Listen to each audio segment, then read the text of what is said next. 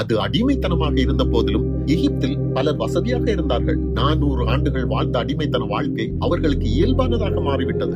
வாக்குத்தத்தம் பண்ணப்பட்ட கானான் மறந்தே போய்விட்டது. எனவே தேவன் பார்வோன் மூலம் துன்பத்தையும் பாடுகளையும் அனுமதித்தார். அது அவர்களை அழிப்பதற்காக அல்ல, விடுதலை தேடலை அவர்களுக்குள் எழுப்புவதற்காகவே அதை அனுமதித்தார். அவர்கள் கூக்குரலிட்டார்கள். தேவன் கேட்டு மோசேயை இரட்சகராக மீட்பராக அனுப்பினார். இன்று ஆவிக்குரிய எகிப்து பாவத்தின் அடிமைத்தனத்தை குறிக்கிறது. பார்வோன் இந்த உலகத்தின் அதிபதியை குறிக்கிறது. இயேசுவே நம் மீட்பர், நம் இரட்சகர். அவர் ஏற்கனவே சிலுவையில் பார்வோனை தோற்கடித்து விட்டார். ஆனால் சுதந்திரத்திற்கு எகிப்தை விட்டு வெளியேறும் ஒரு மனநிலை தேவை, இருதய வாஞ்சை தேவை, மீட்பை குறித்ததான ஆன்மீக தேடல் தேவை. எகிப்தை விட்டு வெளியேற நீங்கள் தயாராகி விட்டீர்களா? வாக்குத்தத்தம் செய்யப்பட்ட பரமகானான் தேசத்தை அடைய வனாந்திர பயணம் தவிர்க்க முடியாதது.